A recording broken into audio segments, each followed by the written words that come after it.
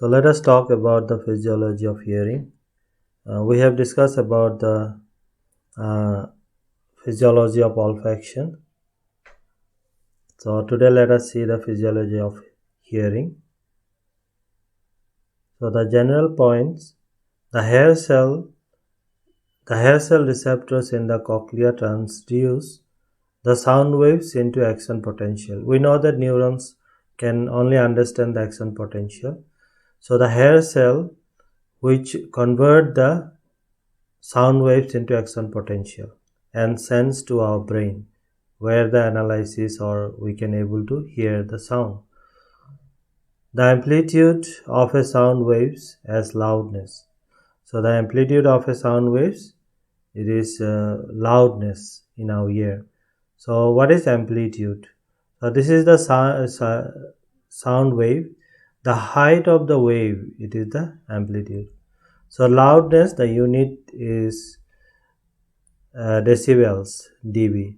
The normal conversation about 60 decibels. Loudest tolerable sound for human is about 120 decibel. The loudest dog barking has been reported about 108 decibel. And in our ear, the frequencies of the sound waves, it is S pitch, low pitch, high pitch. So what is the frequency? So this is the sound wave. The length between the two waves is the frequency. So this is the long wavelength, low frequency. The short wavelength, it is high frequency. So this frequency, it is as a pitch, high pitch or low pitch. So the unit here used, it is hertz. Dog can able to detect sound wave around 30 to 35,000 hertz. Human about 20 to 20,000 hertz. So animals can move their pinna to collect sound waves effectively. It may also filter some sound frequencies also. The ossicles, Malleus, incus, stapes, so transfer the waves from eardrum to the oval window or vestibular window. So air fill to the fluid filled cavity. So the middle ear or the external ear are air filled, but the inner ear, cochlea or the vestibule, it is filled by the cavity fluid, perilim and endolim. So the sound wave, it is moves from the air filled cavity to the fluid filled cavity. It is vibrated or sent through this smallest bone in our ear, malleus, incus and stapes.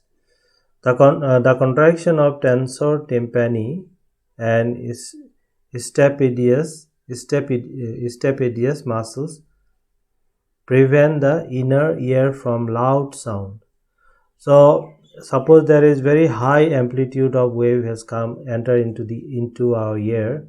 So this muscle will contract and prevent the transfer of that high amplitude sound or loud to our inner ear to prevent the damage of the sound. So when this muscle contract, the vibration of these bones are prevented, so that the high amplitude or loud sound cannot prevent it or reduce their amplitude or their prevented to damage the inner ear. So these muscles play a very significant role to protect the inner ear. The tensor tympani is attached to malleus and innervated by the trigeminal nerve. This is the motor unit of trigeminal nerve. So stapedius muscle is attached to stapes and innervated by facial muscle, that is motor. So this muscle, when they contract, so the vibration of this bone can be controlled. So the inner ear, what are the structure we can find in our inner ear? So inner ear, it has two sensory system: vestibular system that detect the acceleration and static tilt of head, then auditory system, that is we also call cochlea, so they detect the sound. So here we will discuss the auditory system. So auditory system have three cavities. So scala vestibule, it is filled with perilim. Then scala media or cochlear duct, it is filled with the endolymph, and this structure we have the organ of Corti, hair cell, and this area where the sound wave is converted to action potential. Then scala tympani, which is also filled with the perilymph. So scala media is filled with endolymph. It is very rich potassium and low sodium, but in case of perilymph they have low potassium and high sodium. So here bony labyrinth part is filled with perilymph. These are the bony labyrinth, scala tympani and the scala vestibuli, but membranous labyrinth is filled with endolymph. Endolymph is very rich in potassium. So scala media or the cochlear duct, which is filled with endolymph with high concentration of potassium. So these are the structure. So it is very necessary to convert the sound wave into action potential and where we can able to hear the sound. So basilar membrane, then hair cell, the basilar over the basilar membrane, the hair cells are lined up over the basilar membrane, and these are the receptor organ for hearing, the hair cell which is over the basilar membrane. So any movement of the basilar membrane, they cause depolarization or the hyperpolarization of these cells. So these are the receptor organ for hearing. It is also known as organ of Corti. So this is the structure when we take the cross section of the cochlea. We know that cochlea, it is a snail-like structure. So if you you take the cross section, that area we can see these three cavity. So this is scala vestibuli, and this membranous is called Reissner's membrane. Then we have scala media. It is also known as cochlear duct, and we have these cells. We have stria vascularis. Then we have the organ of Corti, hair cell and the basilar membrane, and over the hair cell we have this tectorial membrane. So these are basilar membrane. Any movement of the basilar membrane can cause depolarization of the hair cell. Then we have the scala tympani. So let us see how the transaction of sound wave to action potential occurs. First, sound wave, it enters through the pinna, through external meatus, then it hit the tympanic membrane, vibration of the tympanic membrane. That vibration is transferred to the ossicles, that is bone, malleus, incus and stapes. Malleus is attached with the tympanic membrane. Then it takes the vibration and passes to the stapes. Then stapes will send the vibration to the fluid filled cavity, that is oval window or vestibular window. So then it will go to inner ear, fluid filled cavity, perilymph. Then sound wave passes through down to the scala media, cochlear duct. So first it enter into scala vestibuli, then through the scala vestibuli it have to cross Reissner's membrane, then it will go to the scala media, and then it will act upon the basilar membrane. So when the waves are and sound energies are act upon the basilar membrane, they cause the displacement of the basilar membrane. When the basilar membranes are displaced, so if the basilar membrane move upward, then they cause the cilia of the hair cell bend toward the kinocilia. So the cilia will bend and cause depolarization. This depolarization or the opening of the potassium channel entered into the cell, then it activates the calcium channel, calcium entered into the cell, and the cell is depolarized. And due to the entry of the calcium, the synaptic vesicles, they release the neurotransmitter by exocytosis. The neurotransmitter may be glutamate, excitatory neurotransmitter. Then it can act upon the sensory neuron and cause generation of the axon potential. And this sensory neuron is sensory cranial nerve 8, vestibulocochlear nerve. And then through spinal ganglion, it will go enter into the CNS. Then it will go to the brain, that is auditory cortex, where the analysis or perception of sound occurs. So let us see this structure again. We will discuss mostly about the scala media or the cochlear duct. So we know that cochlea is a snail structure. If you make that that structure straight, and we can get this type of structure. So these are external ear, then middle ear. We have the ossicles, then stapes. Through the stapes, it will enter into the vestibular window. Then the waves will move from the scala vestibuli to the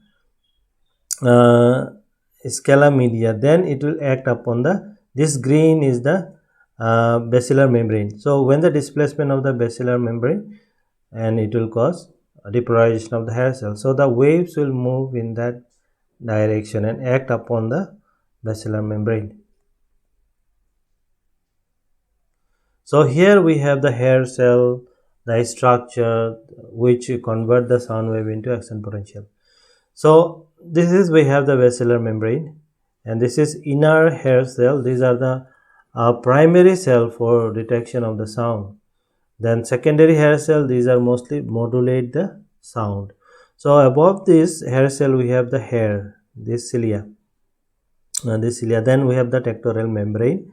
So when this hair basilar membrane move, then this hair cell go upward. When this hair cell go upward, it will the tectorial membrane, so this hair cell will bend toward the kinocilia.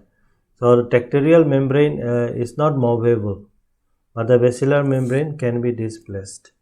So here let us see, this is the normal resting. So no any change in the basilar membrane. These are the nerve terminals, and these are outer hair cell, then inner hair cell, then tectorial membrane.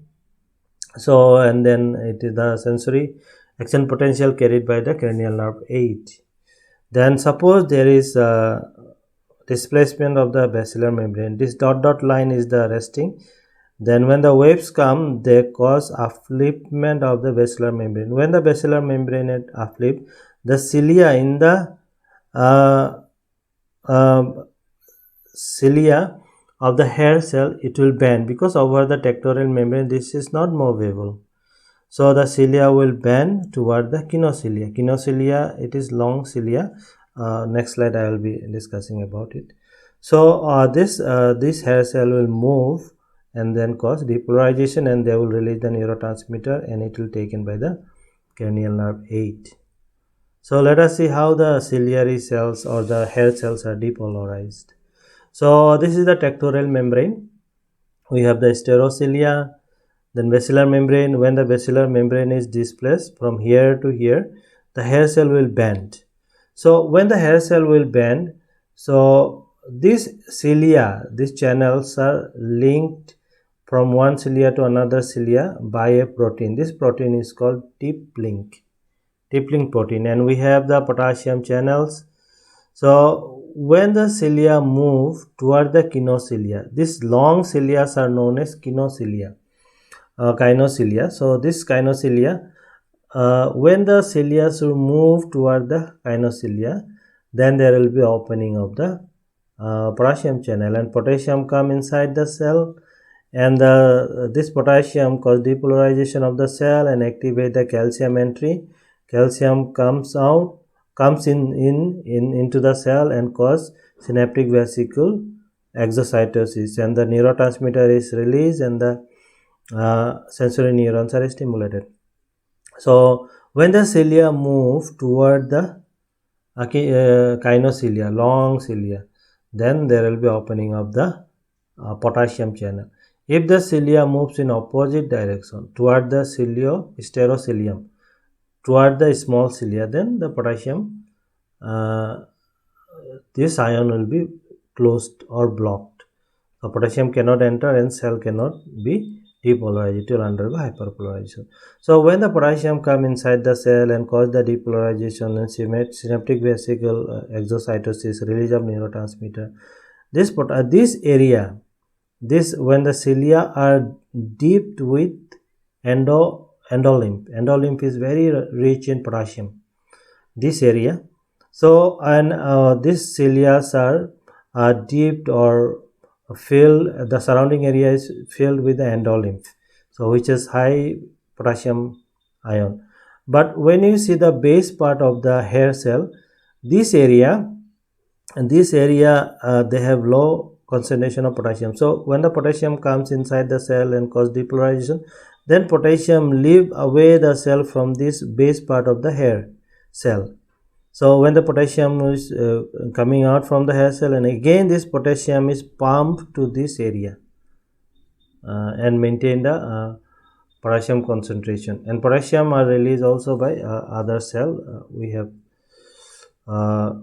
some of the cells in the wall of the stereo scala media, they are secreting the potassium and causing the endolymph, making the endolymph high concentration of potassium.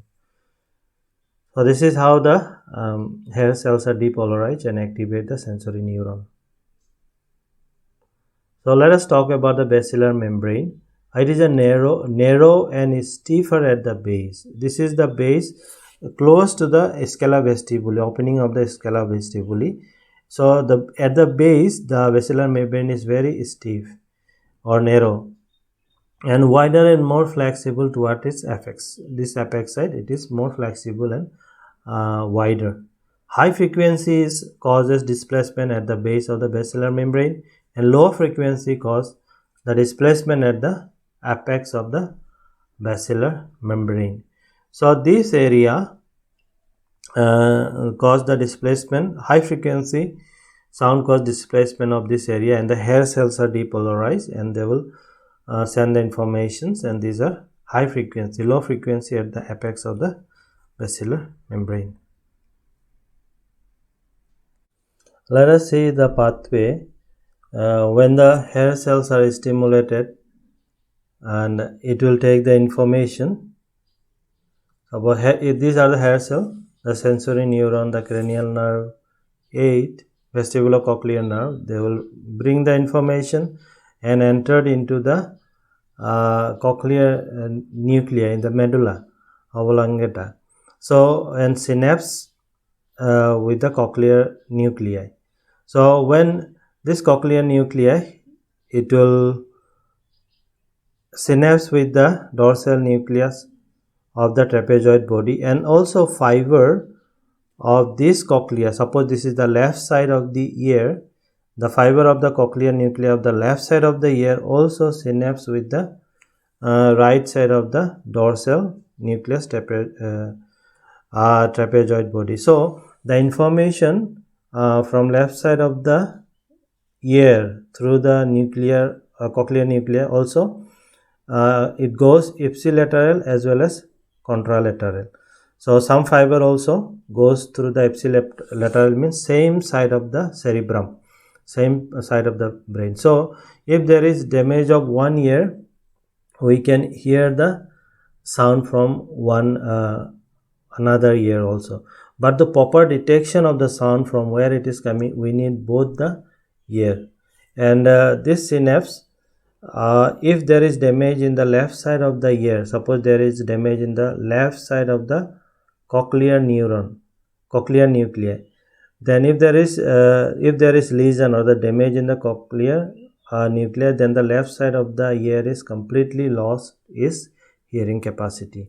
But the animal have to manage with the right side of the ear, because this fiber also synapse with the dorsal contralateral as well as ipsilateral.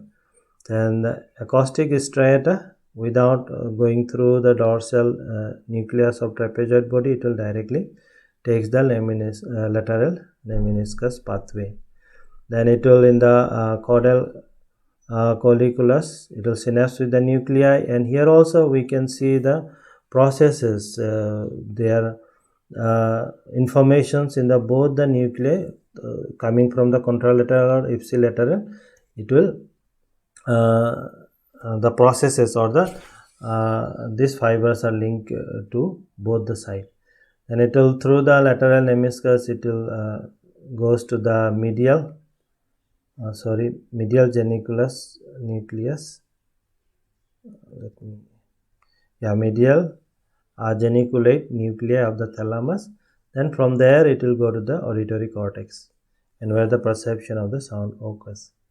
So here the fibers goes ipsilateral as well as contralateral also. More fiber in the contralateral and a few fibers also in the ipsilateral. But here on the way they also interact with each other. So if there is damage in the cochlear nuclei, or there is any lesion in the cochlear nuclei, then the left side, suppose this is the left portion of the ear, left ear, so left ear will completely lose its hearing if there is damage in the cochlear nuclei. But because of the fiber from the right ear, it will go through ipsilateral as well as contralateral, and because of that the animal able to hear the voice. But the detection from where it is coming, it is necessary to enter fiber from both the ear, right ear and the left ear. So if there is damage in the cochlear nuclei in the left side, then you can say complete loss of the hearing in the left ear. In the same way, if there is loss in the right cochlear nuclei, right side ear will deaf, complete loss of hearing. So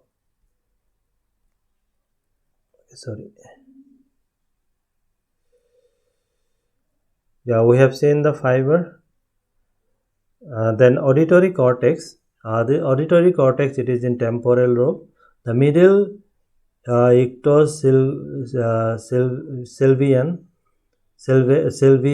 gyrus.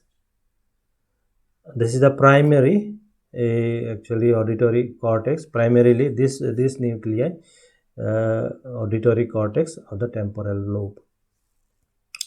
So let us do some exercise.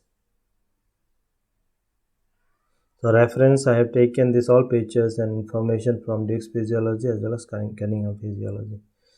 So let us do some exercise from Duke's Physiology book.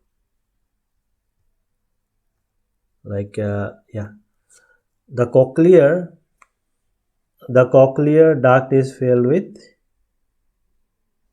endolymph, which is very rich in potassium. Which of the following is not a component of the cochlea? Basilar membrane, ductorial membrane, crista ampullaris, spiral ganglion, scala tympani. Yes, it is crista ampullaris. Then the stapes fits into the vestibular window in the bony wall between the middle ear and inner ear.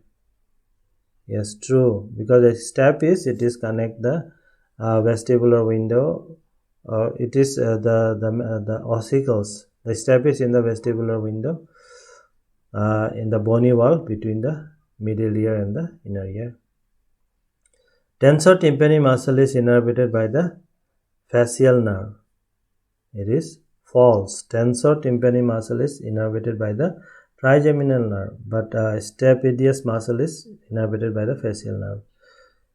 So then which chamber is filled with endolymph? Scala tympani, scala vestibuli, cochlear duct, tympanic cavity. Yes, it is cochlear duct. Bending of the stereocilia toward taller cilia. Taller stereocilia also called kinocilia. So open potassium channel resulting in an dash of potassium and dash of sensory hair cell. These are the options. So yes, it is influx of potassium and depolarization of the sensory cell. So high frequency tones selectively distort the basilar membrane close to the base of the cochlea, close to the vestibular window, but low frequency tones tends to distort the entire basilar membrane with maximum displacement of the membrane occurring near the apex of the cochlear duct. Yes, it is true. 7. It is true. High frequency sound received at the base of the cochlea and the low frequency apex. So one of the nuclei of the auditory system that plays a key role in localizing the sound source of sound, it is medial geniculus nucleus, cochlear nucleus, dorsal nucleus of the trapezoid body, spiral ganglia. So one of the nuclei of the auditory system that plays a key role in localization of the source of nuclei, it is dorsal nucleus of the trapezoid body, because this body, both the fiber from right ear and the left ear, it will from the cochlear nuclei, it will come into the dorsal nucleus. So dorsal nuclei receive the nerve fiber from both the ears, so it is necessary. So the answer is dorsal nuclei of the trapezoid body. So the medial geniculate nucleus projects auditory signal to the frontal lobe of the cerebrum, parietal lobe of the cerebrum, occipital lobe of the cerebrum, temporal lobe of the cerebrum. It is temporal lobe of the cerebrum. Trigeminal and facial nerve and facial nerve only. Yes, it is trigeminal and facial nerve. So this reflexes is stimulating both the motor nuclei, trigeminal and the facial nerve, and then the tensor muscle also, tensor tympani, as well as stapedius muscle also control the high amplitude of the sound, loudness of the sound, to prevent the inner chamber of the ear. So yes, stapedius muscle is innervated by the facial nerve, but this reflex activate both the neuron, trigeminal as well as facial, and this trigeminal and the facial, they go to their respective muscle and cause contraction and prevent the high amplitude sound of the loudness sound, to prevent the inner ear. But the innervated muscle, tensor tympani, it is trigeminal, and the facial nerve is stapedius muscle. So which of the following lesion would be best explain complete loss of hearing in the left ear of dog? Left ear of dog. We know that dorsal trapezoid body, they will receive both the information from both the eye, from the cochlear nuclei. So if there is lesion in the cochlear nuclei, left cochlear nuclei, so left side of the ear will not synapse at cochlea, even though it will synapse at cochlea. Because of the lesion in the cochlea, the fiber will not go to the dorsal, so the left side will be complete loss of hearing. Which of the following is not a part of auditory pathway? Medial geniculate nucleus, caudal colliculus, cochlear nucleus, nucleus of the solitary tract, temporal lobe. Yes, it is nucleus of the solitary tract. The middle ear reflex protects the stereocilia and the sensory hair cilia in the organ of Corti. Yes, it is true. Middle ear, because the bones are there and the bones are linked with the two muscles, tympani and the stapedius. So this reflex also stimulates this two muscle, and there is contraction and prevent the organ of Corti from damage. Okay, yeah, thank you.